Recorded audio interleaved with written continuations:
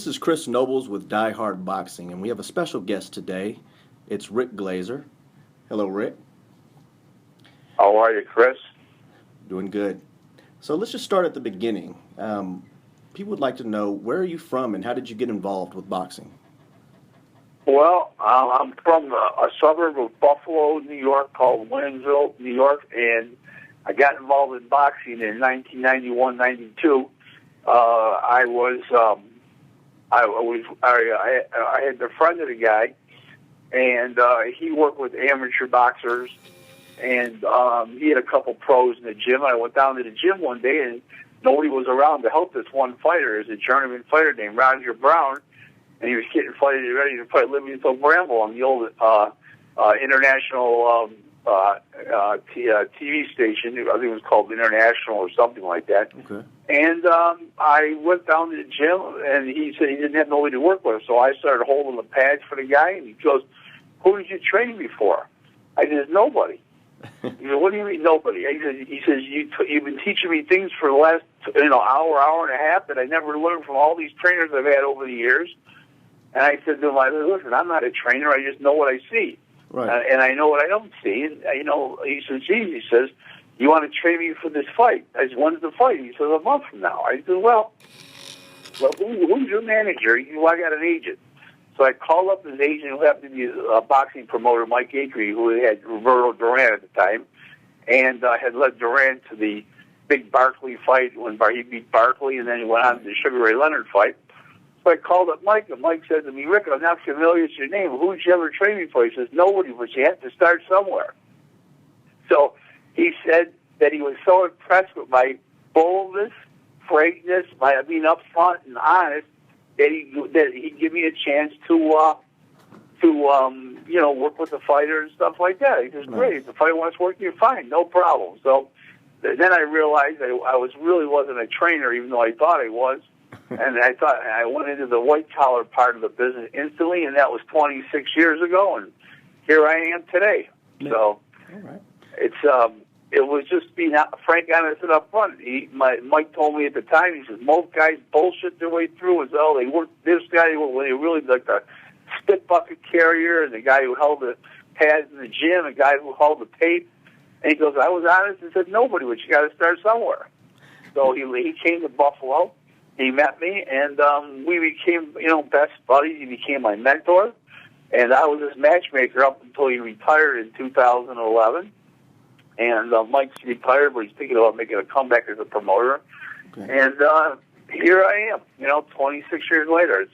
It's a good story, and it was a hell of a start. You mentioned working with the legendary Roberto Duran, and you ended up promoting some of his fights late in his career. Is that right?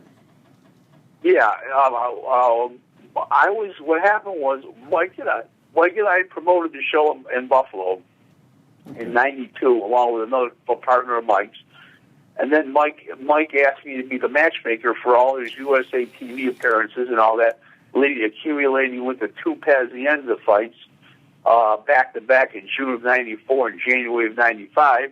Right. And this is back in '92, and I set up the shows for the old USA television. I was just a newbie in boxing, and I know I succeeded. I delivered on my promises that I did, and they liked my work. They liked the quality of the opponents I put Duran with. The TV executives liked it, and so did the promoter.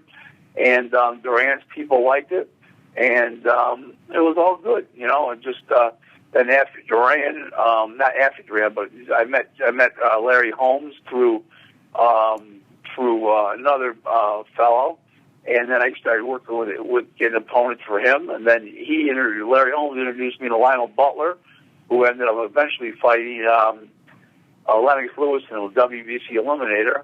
I ended up working with him, Right. And then Mike in '94 took on Hector Camacho after the Trinidad fight when his contract was up with King.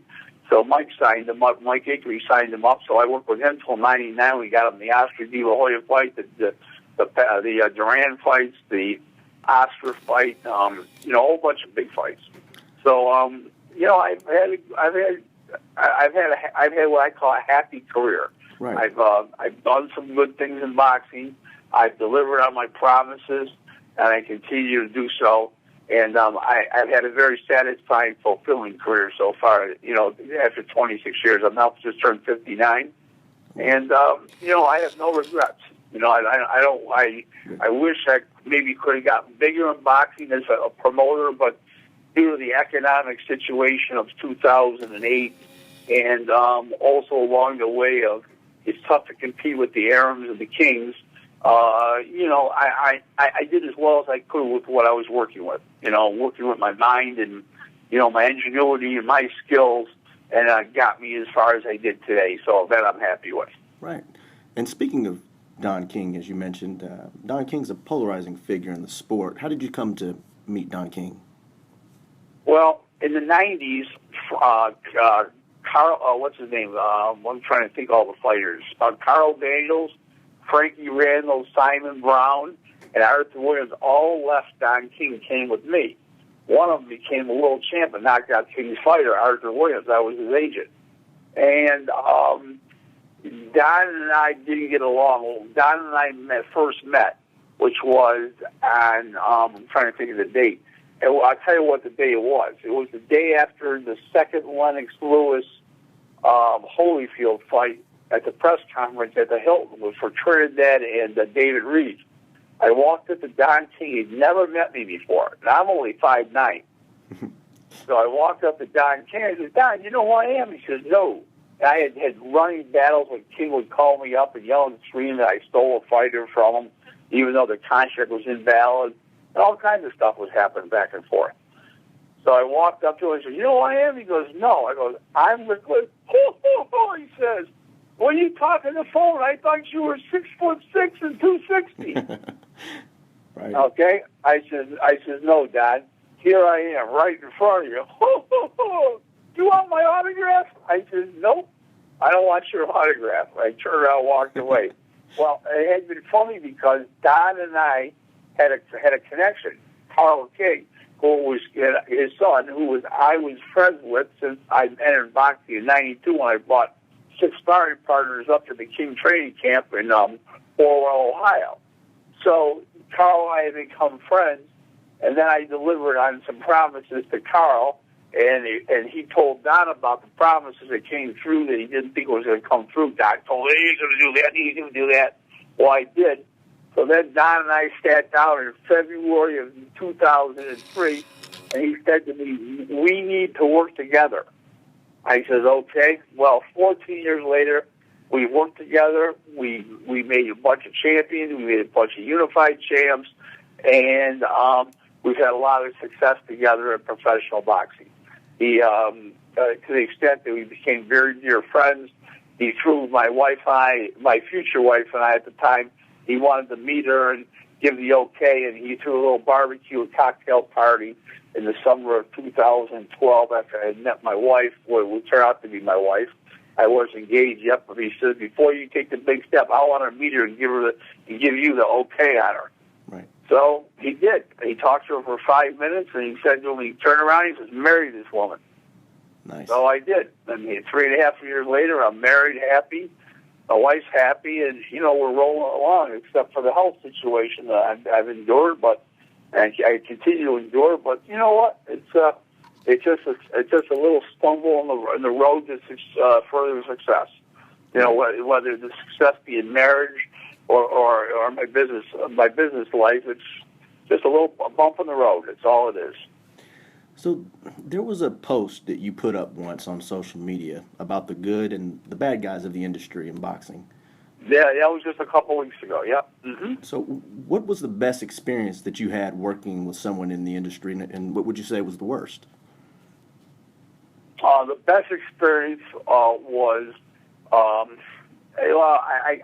can't tell you what the best was because I was sworn to secrecy, but somebody in professional boxing sent me $15,000 for my wedding.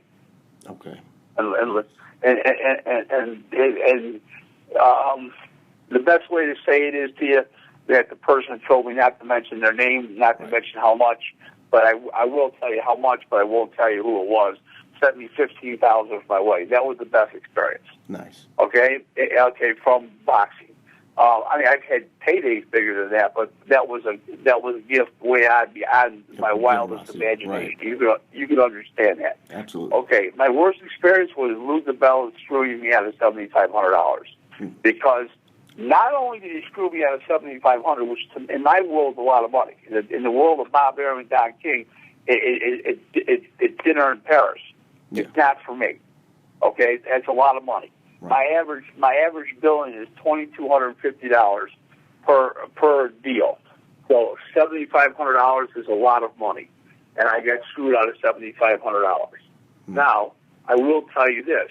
Okay, what got me really mad was he tried to say that I was crazy and I tried to extort him out of the money. That I didn't owe him the money. He's just making it up. I wanted to soil his excellent reputation. I mean, this is how crazy this man is. Well, everybody falls through that because everybody knows, because he's telling people in boxing that I've done business with him for years, and people are calling me up telling me what Lou said. And they said, Rick, I don't believe that in a million years. You do business in a business-like manner. And I mean, keep in mind now, Chris, that I was the first booking agent matchmaker to send out invoices. The first one, period, on a regular form, when it was still email days, when it was still not email, still fax days. Okay, I was the first one with a website. Okay, right. I was the first one with a website. I'm still the first one. Nobody has their own domain name. Mine, in other words, mine is Rick at GlaserBoxing.com. Everybody uses AOL, Yahoo, and all that. I'm very professional. I send out invoices in every deal. Okay, I make no bones about it, and I never had a chance to get my money because he screwed me the next day. In other words, before the paper trail even started. He called up the guy directly that I told I got the fighter in tow.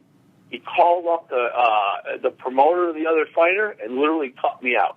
It cost me $7,500, and that fight was on HBO. Right. Okay, and $7,500 in the terms of HBO is peanuts. And it was 10% of what the fighter was getting. He asked me on the phone the pre and prior, how much is it? I did $75,000 to the fighter and $7,500 to me. He said, okay. The next day he calls up the fighter and he acts like I had nothing to do with the deal. Okay? Yeah. So, bad guy. Yeah, and I call him on, all the time on Facebook, Lou, the scum-sucking pig Dibella. And that's just what he is. He's a scum-sucking pig. Gotcha. His reputation is terrible. He screwed another guy in California out of money. He screwed Don King out of $7,700 in travel expenses from the what's his name, the Corey Spinks fight with Tremaine Taylor. Right. He's just a bad guy. See, what he does is this is what he does. He is a modus operandi. If he owes you under $10,000, he's going to screw you. If he owes you $100,000, you're going to get paid. Because he figures you're not going to go to court to get under $10,000 because it'll cost you that much to get your money. Yeah. Okay? That's how he figures. And you know what? He figures right. The Don King ain't suing him for $7,700. I'm not suing him for $7,500. The guy in California ain't suing him for $4,000. And he's 100% right. You know, and he's also protected by the fact he lives in New York City where lawyers get $800 an hour. So, and you'd have to sue in New York City. So he's also protected by that fact. It's not worth it. So guess what? You know what? I'd rather be able to call him a scum-sucking pig for the rest of my life and the rest of his life and in death than I would want my $7,500 right about now. I like it like this, if you know what I'm saying. Does that make sense? I got you. Absolutely. Okay. So you were the matchmaker in some pretty high-profile fights, like the Roy Jones and Calzaghe fight. So tell us, what is the process like? Is it tough making these type of deals? Or are there a lot of egos involved? Or here's the thing. A Calzaghe fight, being a matchmaker for a Calzaghe fight with Roy Jones was hard. Not from the standpoint of the competition, but here's what we were faced in three areas. We were in a recession because the fight was supposed to take place in September, right around the recession time. And by the time we went to bat in November, we had $750,000 chopped from our budget for the undercard. So I had to rearrange all the fights, both by competition-wise and how much the fighters were getting, and put different fighters on because they wouldn't take it. So that was hard. But here's what else was hard. I had reporters calling me from the UK, especially from the UK, and with the 6-hour time difference, these guys were calling me in the middle of the night, and I'm trying to sleep. Yeah, right. So, I got a deadline to meet. I got to get a story out. I got to get something online right away. Well, here it is, 10 o'clock in the morning over there, and it's 4 o'clock in the morning over here on the East Coast. Yeah. So those two things about that show were hard. And I had too many bosses. I had Mr. Calzaghe as the boss, Joe's father, Enzo. Mm-hmm. I had the guy who ran the Square Ring at the time, John Wirt. HBO was the boss because they were guaranteeing how many buys on pay-per-view it did. So I had too many bosses, and I had to answer to too many people. It was a very, very difficult show to do from those three standpoints. When people call in the middle of the night, when we went into a recession, they got $750,000 chopped off the budget, was two, and the third one I had too many bosses. So that particular show was hard, but I lumbered through it. I was going out with a girl at the time, a woman that was pushing me through every day because I wanted to get on a plane and come back to Buffalo while I was in New York for 10 days. It was a real pain in the you-know-what. Yeah. And I endured the whole thing. I bit my pride, and I did what I had to do, and I rearranged fights, and it was not a pretty scene. How's that one? Yeah, it turned out to be a memorable fight. It was a good fight. I will tell you that Roy Jones himself, and I will tell you Joe Kawasaki are two fine gentlemen, and they were completely gentlemen. They were as nice as can be, and they treated me like contemporaries, and I like it like that. Good. Now you mentioned that fight and the promoters in England. Now, in Canada, in Germany, and in England, you see a lot of production put into the fights, which generate a lot of excitement in the arena and for the spectators abroad. Right. Do you think that some of the promoters here in the U.S. should follow suit? No. I'll tell you the reason why. Because of the fact that they're drawing bigger crowds over to hype those people up. They're not drawing more people because of that stuff. They're drawing more people, and they're able to do that stuff, number one. Number two is the TV wants it, and they'll pay additional amount of money. Over here, they don't give a shit. Yeah. You got to remember something very interesting, Chris. Boxing is a second sport in the UK, soccer being first, rugby being third, and once a year they got the Grand Prix. But that's a once-a-year thing, the Formula One Grand Prix, right? Right. Over here, boxing is the seventh sport. Remember that. Right. We got hockey. We got NASCAR over here. Football, remember, NASCAR is not one race. NASCAR is 36 races a year. Mm-hmm. And that's the point-gain races. That's not the two All-Star races, the one the week before Daytona and the one the week before the Charlotte, the Memorial Day weekend when you got the two All-Star races. So keeping all that in mind, there's 38 NASCAR races. Keep in mind that we got 162 baseball games. Keep in mind, per team. Keep in mind that we got NFL football. And don't forget, college football is huge, and college basketball for 6 weeks of the year is huge, too. They call it March Madness, but it really goes into April, and it starts halfway through February. Okay? So it's really like a 6 or 7 week period. College basketball is huge. We got golf here. We got hockey. We got NBA. Okay? We got MMA. That's another another thing I meant to ask you. I mean, you see the UFC and the MMA growing in popularity, and that's another combat sport. What do you think of that? Is that a threat to boxing? I'm happy the UFC got bought out for $4 billion because they're recognizing something, a business achievement, and that's why I look at it as the MMA, because they were down $45 million before they turned it around. So I think that's absolutely fantastic for sports in general in America. I think it's a fantastic thing, and I also think that MMA is a great thing for people who like MMA, just like boxing is a great thing. I don't watch MMA at all. I don't know one fighter for the next. I do know that the guy is. I do know some of the names because of the fact that they headline on like Fight News and stuff like that. FightNews.com and stuff like that. So I do know some of the names, but I don't know what they look like. I don't care. I don't know what their style is. I don't care. I'm not an MMA guy at all. I'm very old school. I put up on Facebook the other day. Somebody said to me, "Rick, you're old. You're old school. You're a throwback to another era. You're old school." I said, "Listen, at 59, I might be very old school." Okay, and I am. I'm very much a traditionalist. I studied boxing over the years, and I'm going to tell you one big difference between boxing now from the business standpoint of matchmaking compared to years ago. Years ago, and I'm talking about into the 60s, boxing the matches were done by the manager. I'm sorry, by the matchmaker, and if you had bad fights, okay, the commission would fine you and the promoter. Mm-hmm. Today, you present the fight to the commission, and they approve the fight. Oh, why are they licensing you if they're going to have to prove the fights? Right. Well, they know more about the matchmaking than the matchmaker does? What's wrong with this picture? Right. It's done reverse today. You understand what I mean, Chris? Yeah. And years ago, it wasn't that. You put on a bad show, the matchmaker, the promoter would say the commission would say, how much does the guy get per show? $4,000 do the matches. Okay, we're fining him $2,000. We're fining you $3,000. Okay, that's how it worked years ago. Today it don't work like that. Today they approve the matches. Well, wait, why are you licensing the matchmaker? You're licensing. You should just license yourself if that's the case. Okay, and you're okay in the matches.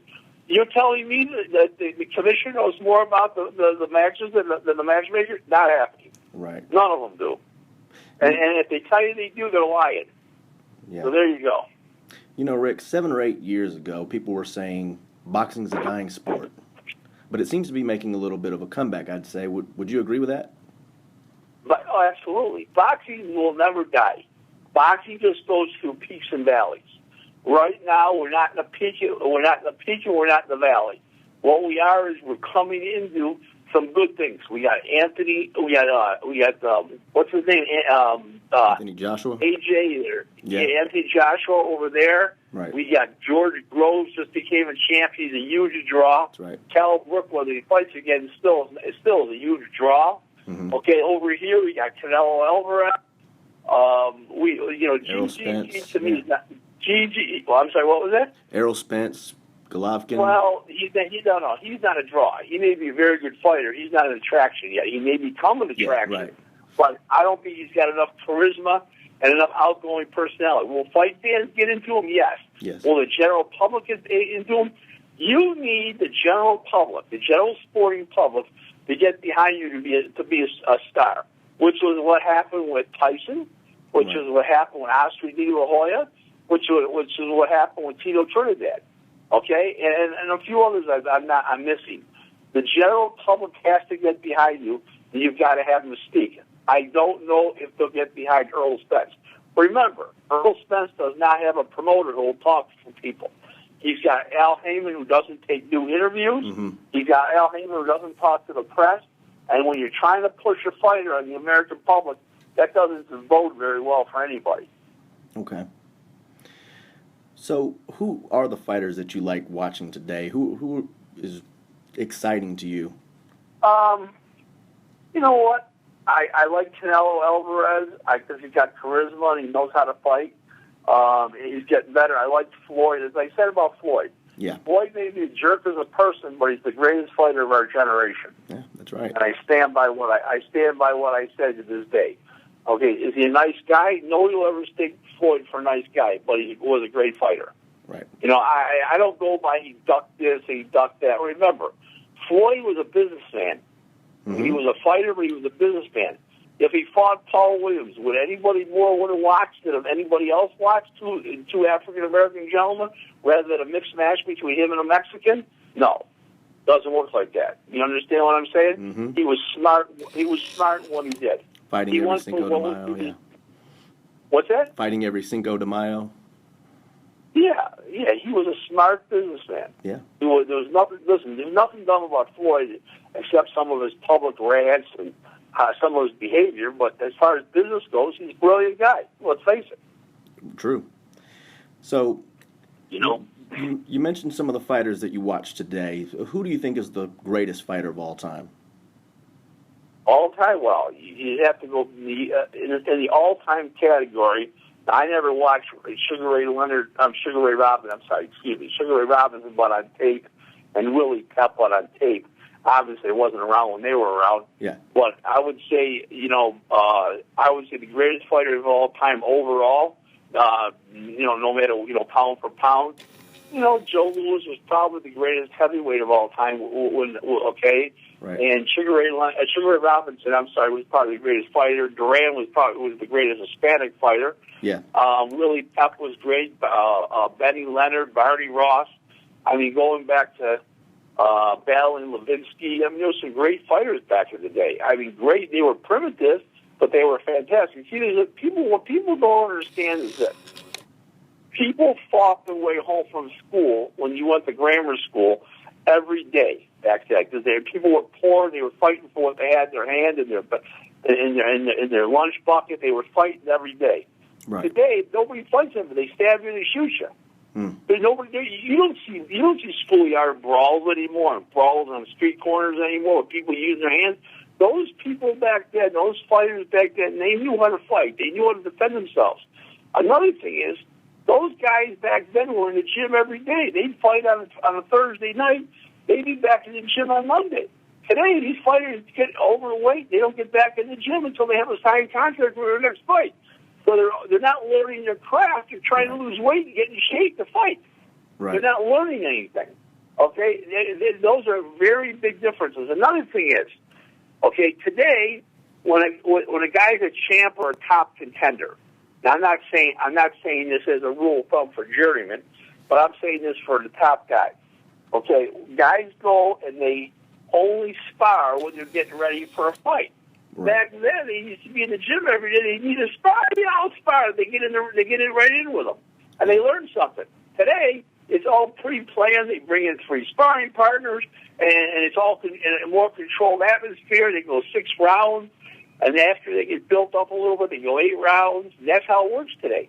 Back then, they used to just jump in. Right. Almost like they might as well be naked. So it's a different era today, and it's a lot different than it was. They say when a building gets torn down and a new building is put up, they call it progress. Well, they knock down an old mall and they put a new mall up. They call it progress.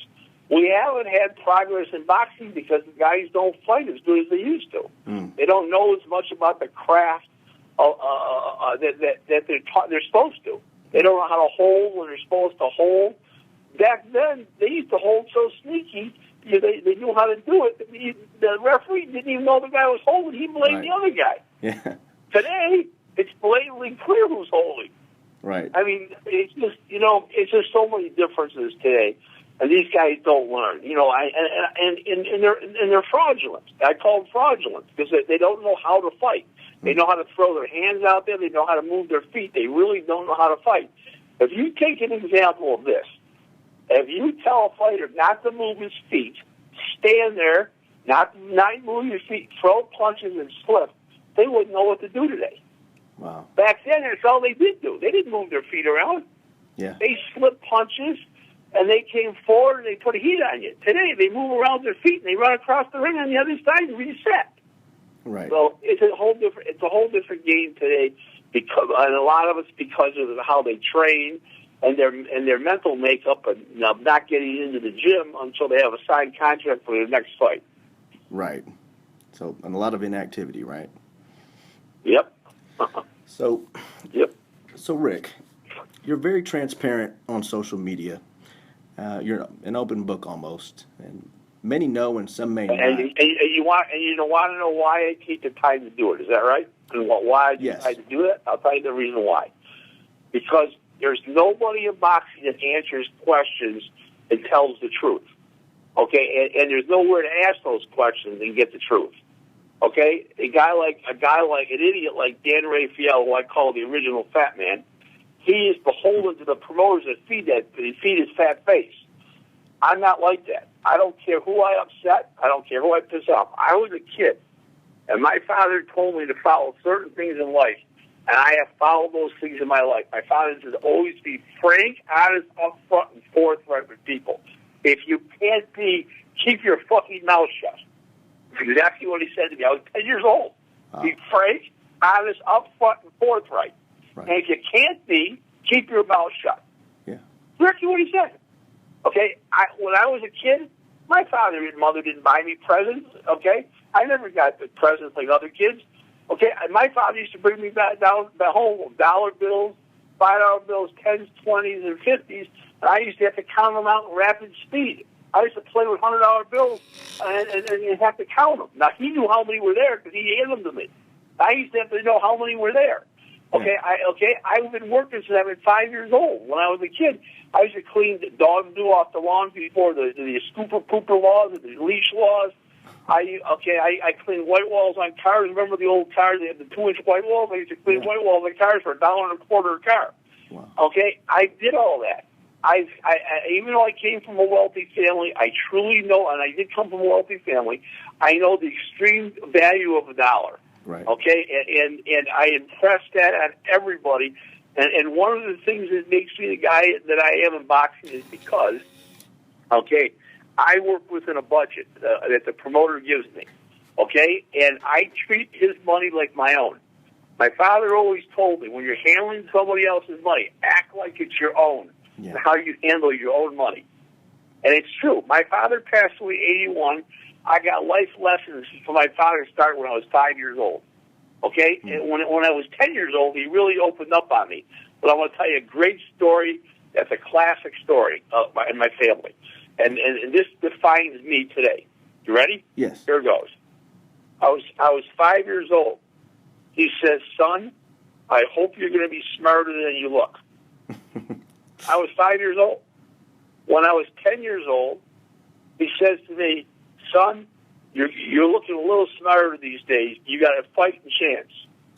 Okay? Right. He was dying on his deathbed. I was in my very early 20s, and he grabs me by the hand. He had lymphoma, the same thing I had, but they didn't have the cures for it then that they had now. This was in 81. He grabbed me by the hand. You know what he said to me? What's that? Son, you look like now you got some brains. You're going to make it in life. This started out when I was 5 years old. It happened when I was 10. It happened when I was just getting out of high school. Now he's dying. That's what he said to me. Okay, that defined my life. You know, that defined my life. I always say this about myself. Okay, always. Okay, and I've never been accused of stupidity. Okay, and I never will be. Nobody can say I'm a nice. Nobody will say. Not everyone will say I'm a nice guy. Not everybody will say I'm great. Not everybody will say this, but nobody will ever call me stupid. Okay, right. I pride myself on my intelligence and my common sense, and common sense and intelligence will prevail over stupidity and people being the morons that they can be. And it's a fact. It's just the way life works. But you got to start out with those things when you're a kid very early in life. You can't develop these things when you're 30 years old and 40 years old and figure it out. You got to start out with as I call it, good pins. You get, a good foundation. Good foundation. And I did. I was lucky enough to have a father that was all business. My father was as mean as a grizzly bear. He was hungry. He was as mean as a hungry grizzly bear. The truth of the matter was, he raised kids that don't drink. I don't drink. I don't smoke. I don't do drugs. I never have, never will, and I lead a very good life. And I credit my father for all the things that he taught me. I was a kid. Okay, I was 8 years old. This is what he said to me. He says, if you go out on a date with a woman, even if you don't get along with her, take her back where you got her from at her house, open up the door, and hand her back to her parents. Right. Okay? Even if you don't like her. Okay, do that. And that's what I used to do all the time. He goes, you're mad at me. Why are you taking me home? And you don't want to be with me. I says, because I want to see your safety. You go back, you take her home, open up the door, and he says, Mr. and Mrs. Jones, here's your daughter back. Yeah. And leave. That's all there is to it. Don't stick around for the fireworks. Leave, but at least take her back where you got her from. Take her back. You know, right. I stand on a very high principle because I was brought up that way. My father was that way. Okay, and that's how I operate. That's why with me, there's people ask me all the time, if Lou Dibella gave you the 7,500 today, how would you feel? I said, he'd still be a scum-sucking pig. Yeah. It doesn't change.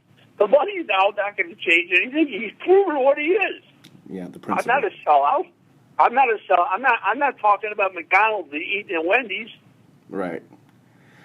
Okay. Next question, Chris. Yeah. So, just looking back on your time spent in the boxing industry, Rick, what would you say is the most proud accomplishment you've had throughout your career?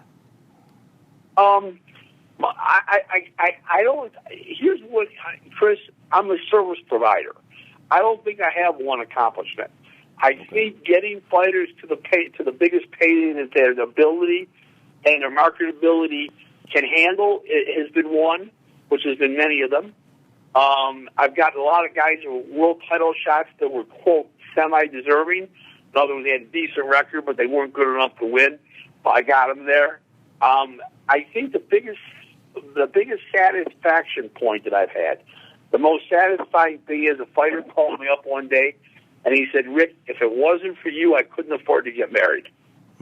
Well, guess what? That really touched me. And I don't want to mention the fighter's name, but he's happily married to his wife now, and they've got 2 kids, and everything is fine. But that's what he said to me. If it wasn't for you, I couldn't afford to get married. I think it's more. I think my accomplishments are more in the satisfaction level of what I've done for my clients, rather than what I've accomplished. Okay. I get a lot of satisfaction from helping other people, and I always have. I look at fighters. This is very weird, and I don't mean to put fighters down, but fighters are physically gifted, but some are mentally short. In other words, they have either bad tempers, they're not well educated, they don't understand the ways of the world, the real ways of the world, only the ways of the street. And I bridge that gap for them. Right. Okay, if I work with the fighter directly. Okay, now if I work with the promoter, keeping shows within budget, making great fights within a budget, and filling small buildings with people, whether the place seats 2,200 or it seats 5,000. I've done what I've had to do. Only one guy, I only lost my job for one guy so far, and he said he'd hire me back. So that's really, he didn't realize at the time what I did for him, and he realizes it now, and, it's all right, it's cool. But I think satisfaction of helping people is my greatest asset that I've brought to boxing.